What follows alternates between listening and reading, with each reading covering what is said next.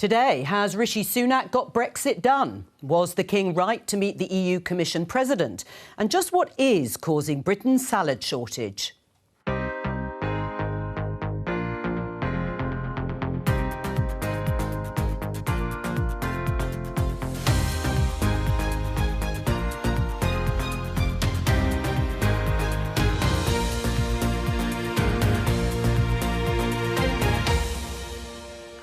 With me today on Politics Live, Conservative MP and former Minister Kit Malthouse, Shadow Environment Secretary Jim McMahon, former Labour Home Secretary Jackie Smith and the political journalist and commentator Isabel Oakeshott. Today, the Prime Minister heads to Northern Ireland to sell his new Brexit deal.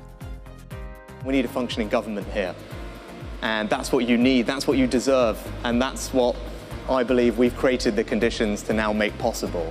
The deal's been widely welcomed, but not everyone is yet convinced. My gut instinct is it doesn't cut the mustard. We're not there. The government needs to keep pressing and showing that if you push Europe, you will get changes. Was the King right to meet the EU Commission President? Also today, what more can be done to prevent people crossing the Channel in small boats? This former Home Office Minister has come up with his own solution. And what's causing the shortage of salad in our supermarkets?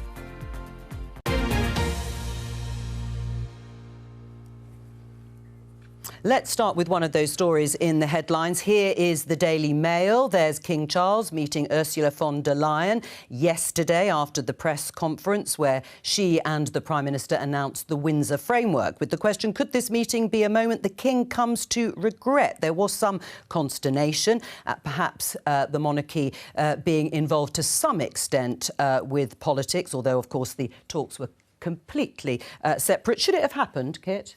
Of course it should. I mean, I find the whole thing a bit odd. I mean, if the President of the European Union, which is over 500 million people, happens to be in town, and the same town in which you live, why wouldn't you drop in? And if you think about it, if the roles had been reversed, if the King had gone to Brussels, it would have been a bit odd if he hadn't dropped in on the President of the EU. So it seems perfectly reasonable, particularly given that he's newly enthroned, and therefore it seemed only polite to me for her to drop in and say hello. Was it too close for comfort for you, Jim McMahon? Well, I think we all recognise the soft power of the monarchy and the King, and that's important, and we deploy that for our diplomatic ends on a regular basis. We need to make sure, though, that the government don't overstep that, and I think providing that the lines of separation are in place, then the King and the monarchy has a role to play, but the government needs to be very careful they don't misstep on it. Kit Malthouse, you're looking very sceptical. Yeah, it just seemed like a perfectly normal thing for the monarch to do. I don't know why there's a sudden massive constitutional implications that he might meet the President of the European Union. It's not a perfectly normal day, though, Kit, is it? It's the culmination of an extremely controversial set of negotiations with a lot of politics to be played out, and I don't think the King was well advised to meet or to look at the very least as if he might be engaging in that political debate. I think the difficulty here is that for Brexiteers, Ursula von der Leyen is a bit of a toxic figure, so that's why it's controversial. I have to say, as a Brexiteer, I can't find myself getting terribly worked up about it. The crucial thing is that neither Ursula von der Leyen nor any of her lackeys reveal any details of any conversation that happened. I would be a bit nervous about that coming out if I'd been in charge of that decision. All right, well, let's keep with the subject of the Windsor Framework. It's been, it's landed rather well in the press. I should think Rishi Sunak is basking in the sort of warm glow of newspaper headlines. Of course, it hasn't been welcomed by the Democratic Unionist Party yet, hasn't been rejected either. But let's just take a couple of the headlines there. The Daily Telegraph, Sunak, my deal is a new way forward. And if we have a look at one of the other headlines in the papers, The Guardian, the Prime Minister hails new chapter in relations with EU after Northern Ireland deal. Of course, after meeting and announcing the framework with Ursula von der Leyen yesterday and then also in the Commons, the Prime Minister has travelled to Northern Ireland to try and sell the deal there, particularly to the Democratic Unionist Party, who are key in terms of their support for this new arrangement with the EU. Let's listen to the leader of the Democratic Unionist Party, Geoffrey Donaldson. Progress has been made, we continue to have some concerns. We will examine the legal text. We'll look at all of this in the round and come to a decision. We're reasonable people, but we want to ensure that what the Prime Minister has said is matched by what is actually in the agreement itself. Can it deliver on the areas of concern that we set out? Will it, do you think, Kit Morthouse? Well, I hope so. I mean, look, there's 100 pages to plough through. I have to confess you, Joe, not yet ploughed through all of it myself, but it looks to me like a huge advance on where we were.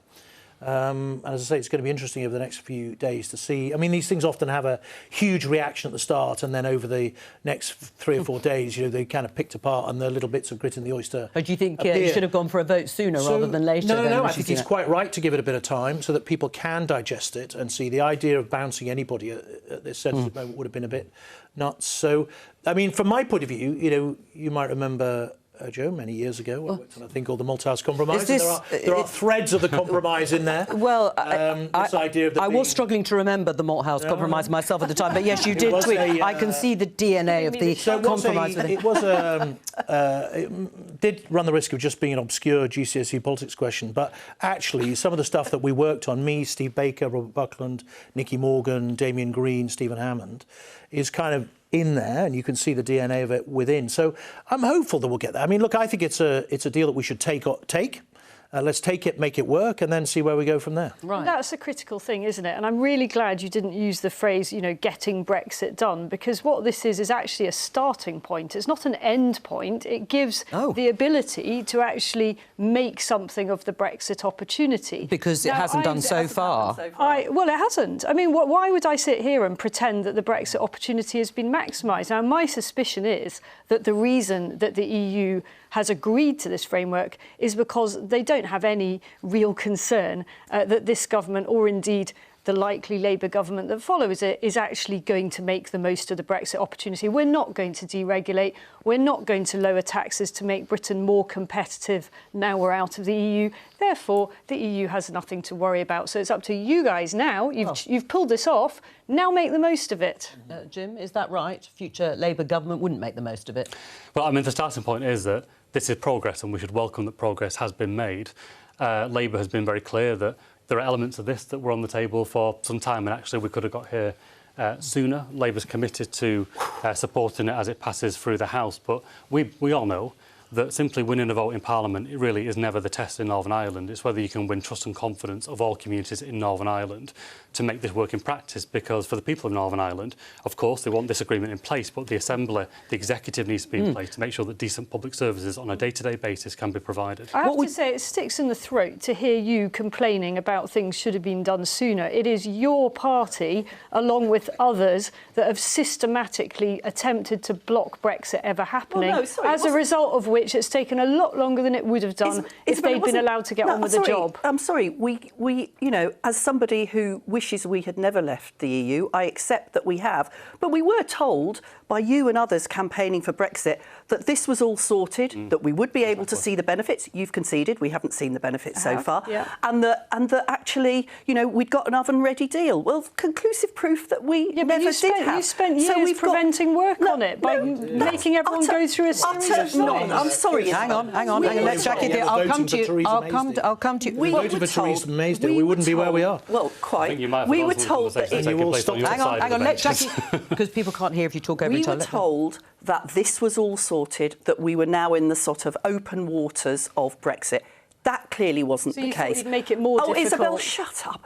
Excuse me. Hang on. Let's not descend. Let's not descend into insult. Hang on. Civility in politics. Is that we'll come on to that. I mean, is that your example of politeness in politics? And I'm in because it's low and poor. And oh, come on, Isabel. All right, let's return to the substance on this issue of who stalled what at the time. I mean, I think it was both sides, wasn't it? There were Conservative MPs who also brought...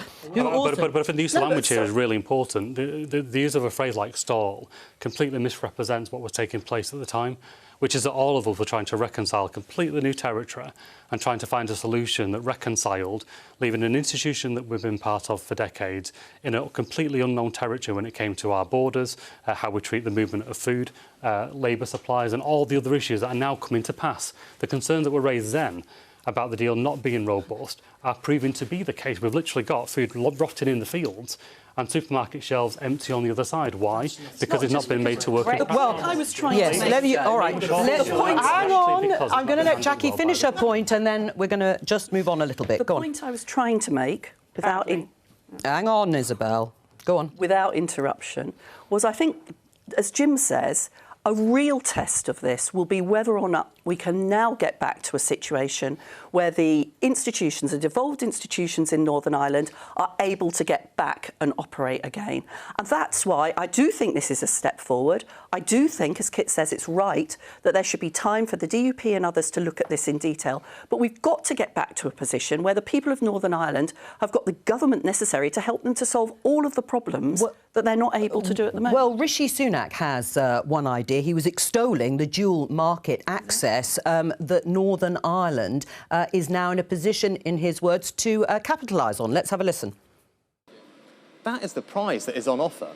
Because if we get this right, if we get this framework implemented, if we get the executive back up and running here, Northern Ireland is in the unbelievably special position, unique position in the entire world, European continent, in having privileged access, not just to the UK home market, which is enormous, 5th biggest in the world, but also the European Union single market. Nobody else has that. No one. Only you guys, only here. Right. Well, if that's such a unique... Of course. Well, exactly. That is the position, of course, that the UK had. Yeah, well, that's a reflection of the kind of unique geographical and cultural nature of Northern Ireland. But for me, I mean, one of the reasons that hold on a minute, one of the reasons that I voted to leave the European Union was because I thought there was a much bigger, wider world out there that we needed to address, and that, in fact, the economic poles of the earth are tilting to the east, and we needed to change our trading patterns to deal with that. But now, is there something ironic listening... No, hang on, I'm going to put... Is there something ironic listening to a Prime Minister who voted in favour of the UK leaving the EU, the single market for goods, extolling the virtues of that very unique position that Northern Ireland now finds itself in? No, I don't think so. He's trying to sell a deal in Northern Ireland. Northern Ireland has, as I say, a particular geography and a particular sensitivity that puts it in a particular position. We don't, you know, the islands of Great Britain don't have a land border that needs to be looked at with the European Union, right? We have a sea border. But as I say, the overall thrust of Brexit was change in our trading patterns. You know, from my point of view, I mean, I know everybody says that we haven't seen the benefits of Brexit. Look, it took us 14 years to get into the EU. The idea that overnight everything was going to suddenly change is crazy. And I have to say, life was made a lot more difficult by the way the House of Commons... All right. Well, no, that is absolutely up to around true. 2019. So I think the benefits will come over time. Well, yes, maybe they will. But would Labour, would you like to have the position for the rest of the UK that Northern Ireland now has in terms of that dual market access? No, we're very clear in terms of the customs union and the single market that the position is set, but that doesn't mean that we can't have a better working relationship with our European trading partners than we have. Because in the end, what do we see? We see businesses that were trading within the EU now aren't trading. And that has a direct impact on jobs here in the UK. That isn't what people voted for. And it's a responsibility of government to make sure that whatever international trade agreements are in place serve the British people well. And at the moment, there are questions. And the other thing that's encouraging about this is that it is an example of Rishi Sunak engaging in a positive way with the EU, which frankly wasn't the case with Boris Johnson. And of course, we still don't know if he's going to want to play politics with this deal either. And that means that we can now start thinking about things that are really crucial, like a proper security deal with the EU to help to keep us safe. In other words, you know, filling some of the gaps that Brexit has left, both in our economic and our national security. But would you like Keir Starmer to be advocating closer alignment with the EU in the way that Rishi Sunak seems to be doing, this unique position of having access to the EU and the rest of GB? Look, I understand where Keir Starmer is. I want there to be a Labour government, and I think that will take us even closer to the EU than we would be. But, you know, he's not... What we've actually got to do now is deregulate and make ourselves more competitive. Otherwise, there's no point to the whole exercise. So the government is about to put up corporation tax. It's the exact opposite of what we should be doing. Right, well, what do you say to that, Kit Malthouse? Well, look, I've been public in the past in my desire to have a low-tax, enterprise-based economy that relies on the operation of the free market. So I've been proposing that for 30 years as a politician. So the government's making a mistake going ahead with corporation tax from 19% to 25%. I think they should think very seriously about the economic impact. Yes, you do, and that would be in the budget. Well, we'll have to wait and see what Jeremy Hunt decides to put in the budget. But can I just pick up that? I've said previously elsewhere, we're not going to tax our way to prosperity. Well, Jackie mentions the tone. Do you think Rishi Sunak has achieved something that previous Conservative Prime Ministers have failed to do over Brexit because of the way he carried it out? I think it's been a combination of things, to be honest with you. I think definitely, the change in personality and approach may have made a difference. I think the fact that we've got new leaders in some European countries also will have made a difference. I think the fact also that, unfortunately, the horrendous war in Ukraine has bound all of us together in a way perhaps we weren't before, and also that many other countries like Germany have got bigger fish to fry. I mean, the German economy is in really dire straits at the moment, and I suspect they've got an eye to that as well. So there was an element of everybody tiring and wanting to move on, and maybe the timing was propitious. Let's be honest, the real change has been tone and integrity.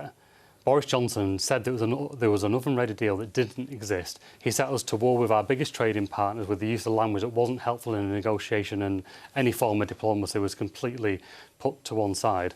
What we're seeing here is, when constructed well, when there's good faith in a negotiation, when we work to a common interest, that we can achieve far more than if we go to a diplomatic, I wouldn't say war's not the right word, but we can't have this division where it's, if one wins, one's got to lose. In the end, in terms of trade, in terms of our common endeavour, we do need to work closer together. Well, look, I'm all for constructive engagement, absolutely. But the thing I think we've learned over the last few years with the European Union is things are impossible until they're not. And then did Boris Johnson actually fail in his endeavour ultimately? What Boris Johnson was trying not to do was cripple his own negotiating hand. You don't go into a negotiation saying I'm never going to pull the plug on something. Otherwise, how are you ever going to achieve what you want to achieve?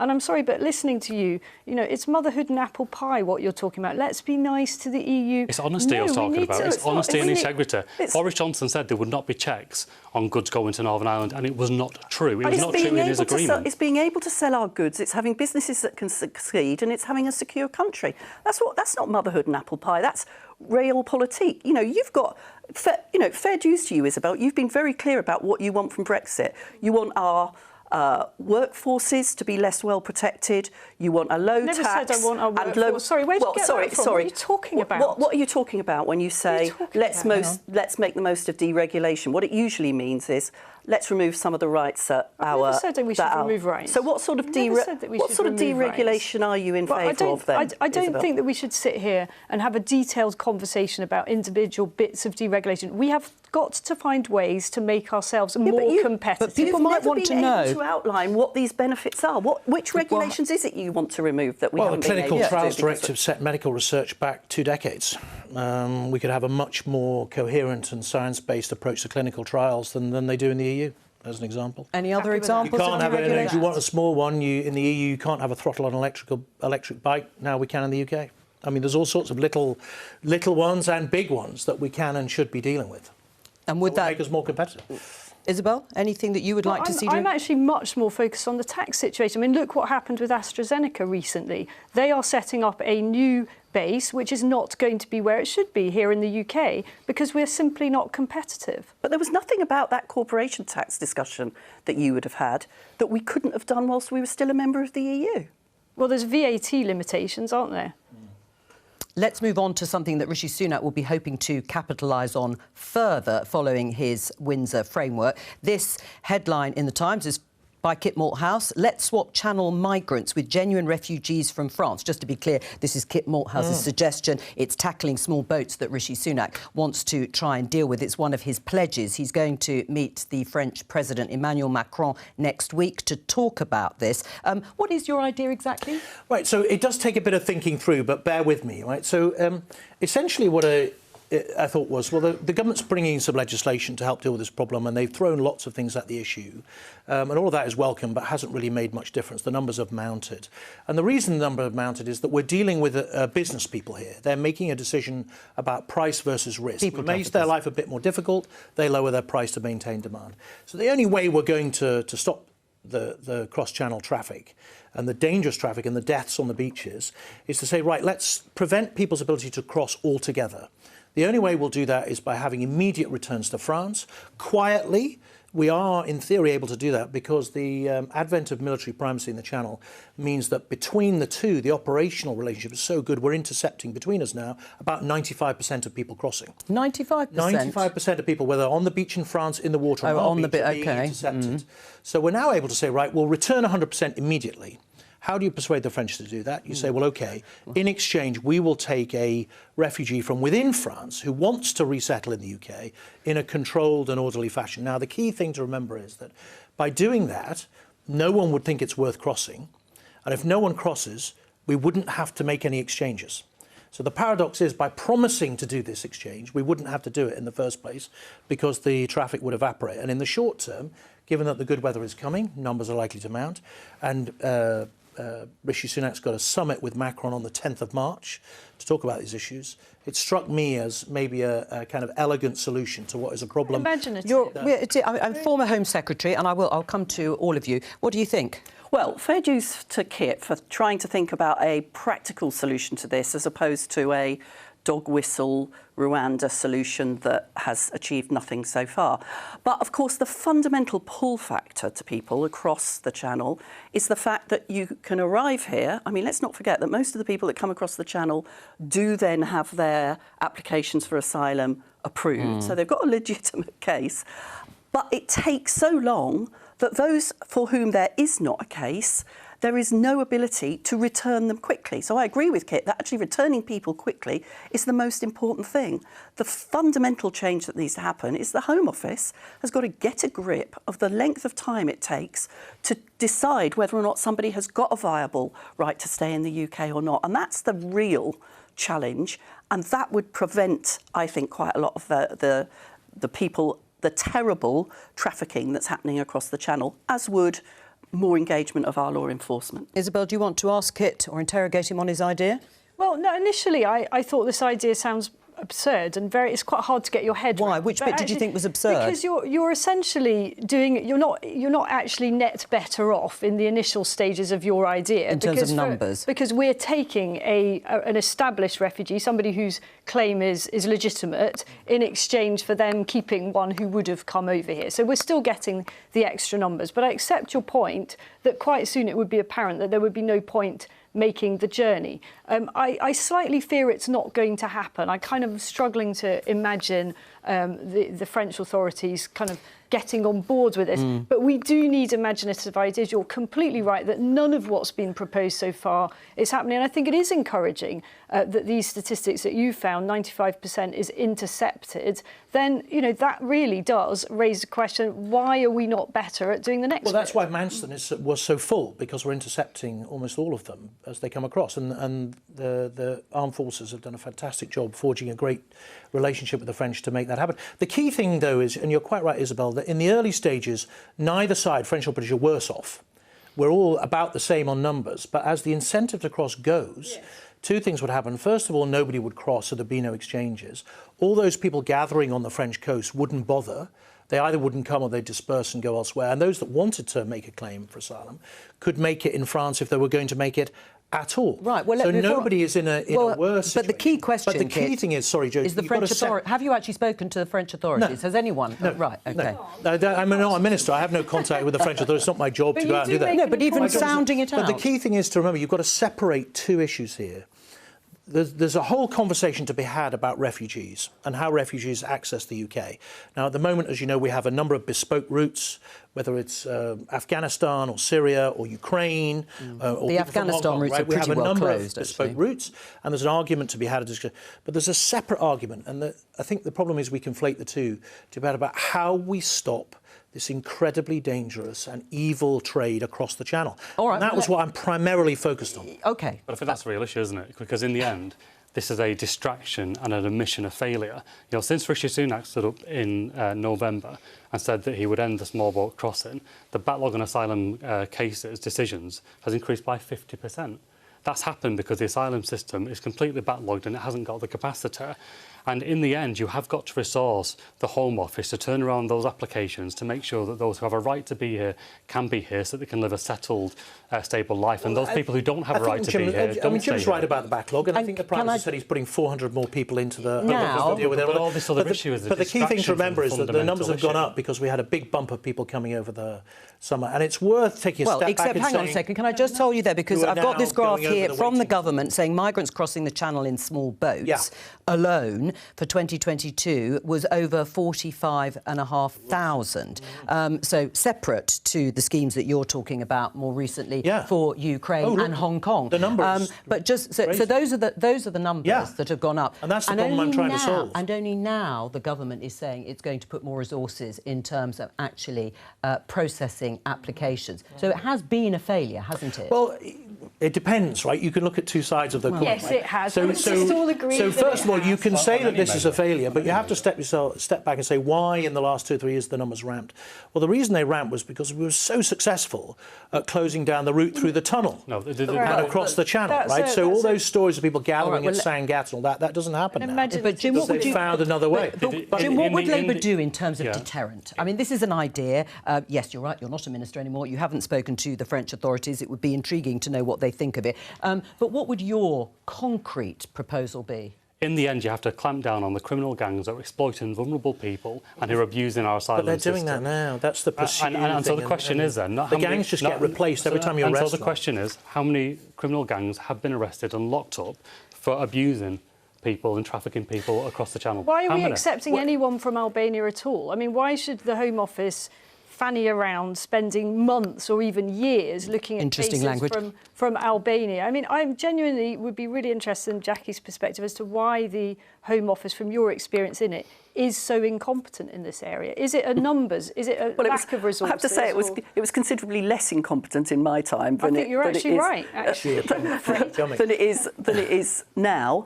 And to be honest, the other thing that I hope we didn't do was waste time and money on initiatives like the Rwanda initiative, which is all about getting on the front of the newspaper and nothing about actually solving the problem. Has that been a waste of time, the Rwanda initiative? And money. It's cost a lot of money. I don't think so. I mean, I think, look, as I think I said in my article, even if Rwanda gets off the ground, you know, the Rwanda government said they're only going to take a few hundred in the 5-year trial. So it's not enough to provide a deterrent to the 46,000 people that are coming, right? All the people traffickers will do is lower their price. So instead of it being $10,000, make it $8,000 because the risk is a bit higher. And on the pursue element, I mean, Jackie will know this from the Home Office. It's a bit like fighting drugs, right? If you go for the people and you take them out, great. The NCA, the cops, they're very good at doing that. And there have been arrests in Turkey and elsewhere of people who are people trafficking. They basically just get replaced. Well, they get replaced quite quickly. You've got to close down their ability to do business, which is what I'm trying to propose. Do you think the idea put forward by Kit Malthouse is worth investigating or not? Well, I mean, I'll leave it for him to investigate his own idea. I think there is a danger this exposes the risks in blue sky thinking a bit more. But like everything, I mean, it's a bit like the Rwanda issue. What's wrong with politics? The test of that policy was never how many people would Rwanda take. It was about the distraction of that politic. And that's exactly what this proposal is about. It's not about a fundamental reform of the system. It's about getting the public to look over there because it ignores the real crisis in the system. No, that's really unfair. I think to malign people's motives is complete. It's part of the civility in politics. And there are other countries. So when the Danes do it, will you say the same thing? The Danes are looking at it as well. But we're all struggling with the problem. And the problem is that we, every single day, particularly during the summer, there are hundreds of people taking their lives in their hands in the Channel. Yeah. And nobody wants to wake up to dead bodies on the beach at Deal.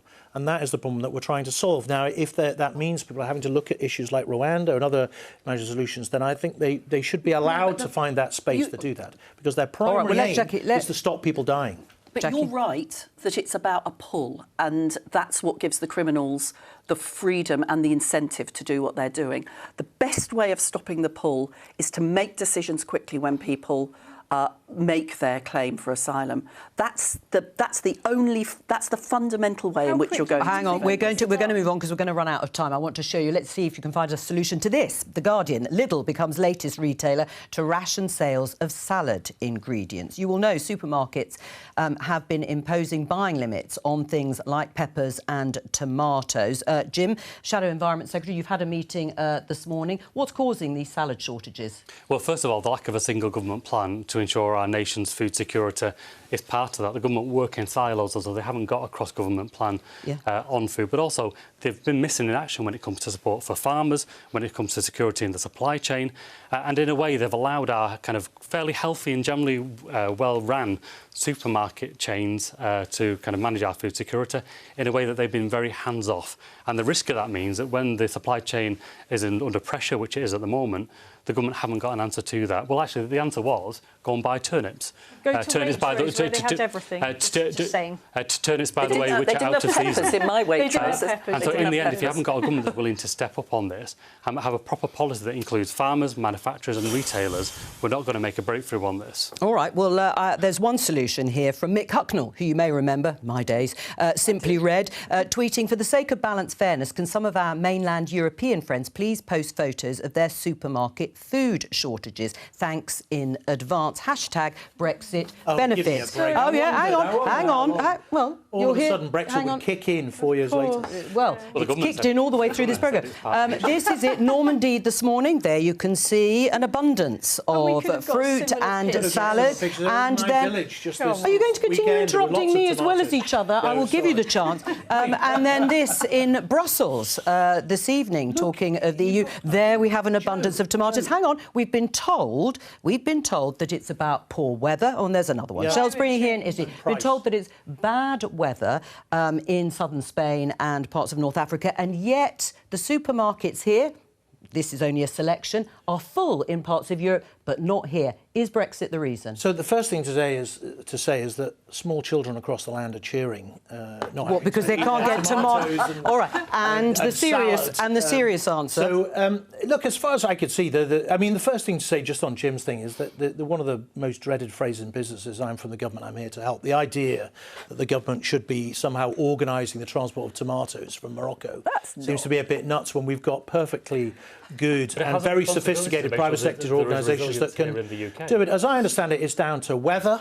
Seems to be a bit of a problem. I'm sorry, that doesn't power costs on domestic, and then also price, that our supermarkets aren't willing to pay the price in the same way the Germans and French are. Oh, well, do you buy that? To coin a phrase, or is Brexit a problem? We have miles of greenhouses here in the UK that are empty because the government excluded farmers from the energy intensive support package, and so they can't be heated. That's why they're empty. That's why we have shortages, because we haven't got the resilience here in the UK. Is Brexit a reason in this? Well, isn't it perfectly possible to say there are a whole range of reasons, of which one is Brexit? Oh, please, come. It's definitely an impact in terms of Labour. It's definitely had an impact on Labour. Don't you think that it, for example, Brexit does not control the weather? I'd love to think that we could make it sunny days every day. Kit, you're desperate to defend Brexit to the point where you won't even accept that it may be an element in what we're facing. You know, there's a problem in this debate that it's either all Brexit or not Brexit at all. No, it's perfectly possible to say there are elements of this shortage that are exacerbated by Brexit. There are elements of this shortage that are exacerbated by the fact that the government could have seen it coming and did nothing about it and preferred to talk about turnips. There are elements of this that are about weather. The tomato crop in not being honest about the range of factors.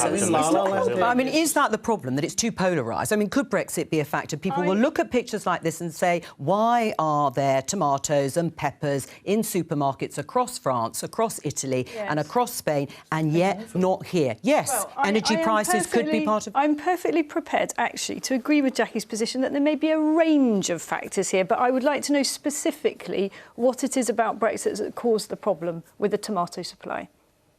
I think things that have contributed to increases in energy costs. We're not to do with Brexit, they're more to do with Ukraine. They're partly to do... Well, this is another area where you've got elements that are to do with Ukraine and elements that are to do with Brexit, as are labour shortages. This is There aren't labour shortages. We've got a lot of extra people, actually. Well, hang on. There are. I think in agriculture there are labour shortages. Right, I mean... The government's interpretation of Brexit and the cap they put on seasonal workers, that's the issue. I mean, is that one of the problems, the seasonal workers issue? We were talking about it, actually, just as we were coming on air. Our own people working. There's a million more people on out-of-work benefits. There is a genuine issue with seasonal workers, and we have a seasonal worker scheme now that will, has been negotiated with the NFU and farmers to get people in to do that kind of fruit and vegetable picking as required, right? So I'm not pretending there aren't issues to do with the kind of workforce, but then there have been in the past over the years, and in fact we've had problems in the past even when we were in the EU.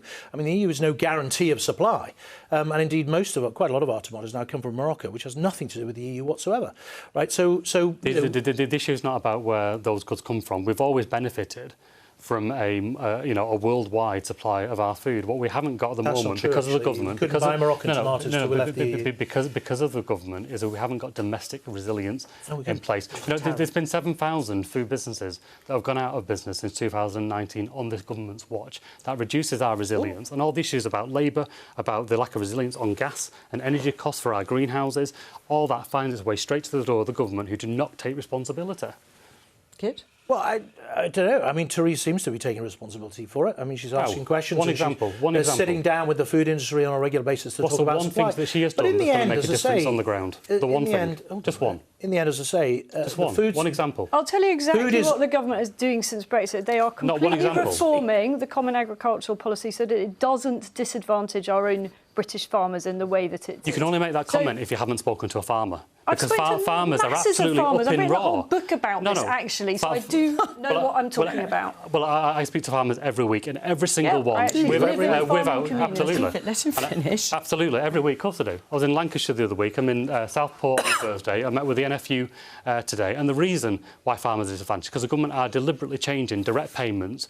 And because of that, a third of farmers are not financially viable without that direct support. That's happening because of the actions of the government. So you oppose the environmental conditional payments? handouts? You can do both, but it's a balance. They're going through a cost of living crisis and an input crisis.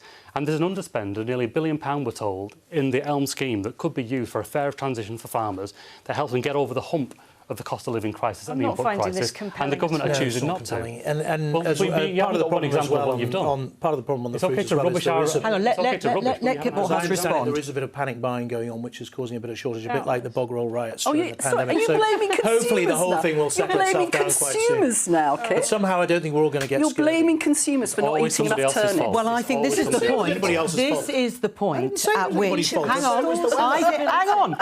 This is the point at which it might be appropriate to come to civility in public life, because this is a foundation. It's the Joe Cox Foundation. We can see a picture of Joe Cox tragically murdered, and David Amess 7 years later. He was also murdered, Conservative MP, former Labour MP. What is the point of this commission for civility in public life? Because we all want civility in public life. Exactly. And when Joe was murdered in 2016, I think a lot of people felt that might bring people to a position where they understood the damage that abuse and intimidation were doing. What we've actually seen since then is, if anything, a worsening of that. Last year, 70% of councillors said they'd experienced abuse and intimidation. Between 2017 and 2019, the amount of abuse for candidates standing in elections actually increased. So there is a problem here. We talk a lot about the problem. What the Commission is about is actually, as Joe would have done, saying, this is difficult, but it's not insoluble.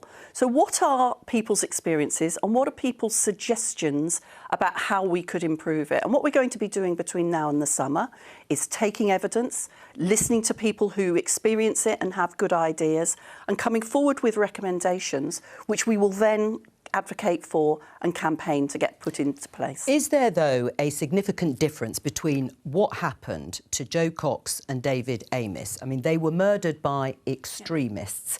That, of course, is totally different to what you're talking about also, the daily abuse that MPs face. I mean, do you think they need to be treated quite separately in that sense?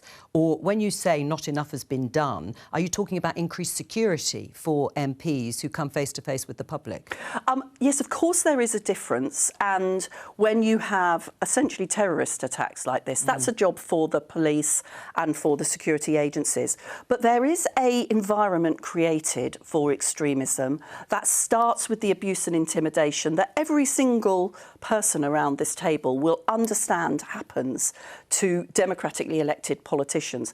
And the reason why it matters is because it is also putting people off coming into politics. You know, we've had a lively debate today. That's what I want to see. This isn't about somehow or another suggesting that we all need to be nice and soft with each other the whole time. Actually, if people are put off coming into politics, you're restricting political debate. You're making it more difficult for people to have their say, to argue through the issues and the politics that is at the heart of our democracy. So it's an attack on our democracy, and if Jo was here, she would have done something about it, and that's what we're trying to do in the Commission. What would you do about it, if anything, in terms of tackling it? Well, I think the aims of it are laudable. I mean, whether it will make any difference or not, we'll have to wait and see. I mean, you know, during my 20-odd years in politics, I have to say that I've lived through the advent of social media and the fact that lots and lots of people are seduced into popularity on social media by saying awful, dreadful, you know, aggressive things about other people seems to be what drives a huge amount, certainly the abuse that I get online. I have to say, I think it also starts with members of Parliament. I think the way members of Parliament treat each other sets a tone and sets an approach. I mean, I hope I've always operated on the basis that my view is Jim is misguided.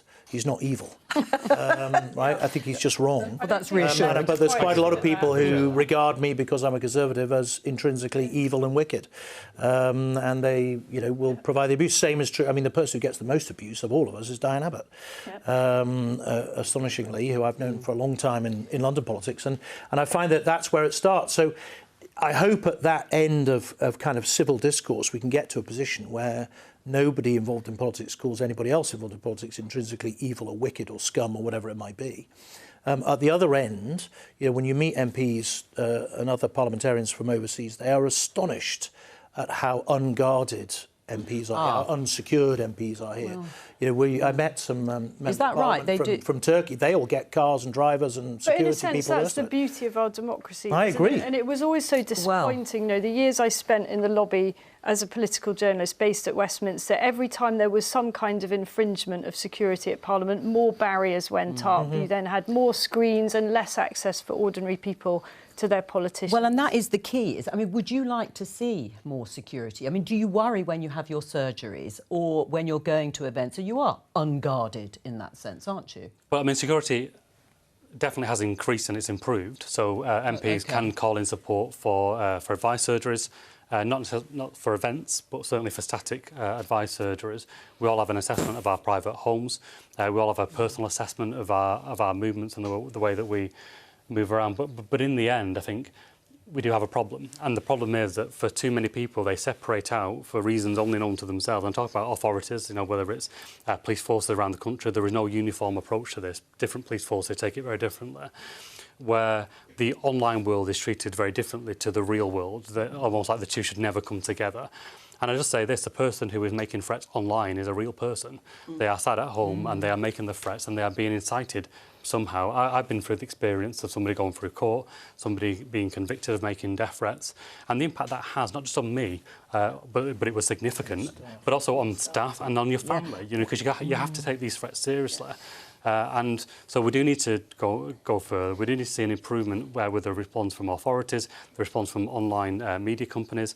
But we need to be careful that we don't take away that bit that is special, which is that MPs in Britain are approachable. And people would set an example, I have to say. I mean, I have to say, Jackie, in 11 years of live TV, Nobody has ever turned to me and spat, "Shut up." Now, you could get a lot worse than that, and I get much worse online. But it isn't setting a high standard, is it? I apologise for telling you to shut up. I don't think I spat. I've never told anyone to shut up on live TV. So you are a good example then, Isabel, and well, I apologise. Probably not always, but I'm trying to be. I apologise for telling you to shut up. But look, it's fine for there to be robust debate, as you say. Yeah. And all of us get an absolute kicking online. It goes with the territory, but it's where it crosses the line, it can become quite frightening. And I think everybody around this table has experienced that. And when are you going to report? When's this commission? So we're going to be gathering the recommendations up to the summer. Then we're going to be gathering the suggestions. Then we'll be putting together a set of recommendations that we'll be reporting in the autumn. Then we'll be campaigning to get them delivered and changed. That's all we have time for today. I'll be back with Prime Minister's questions tomorrow at 11:15. From all of us here, bye-bye.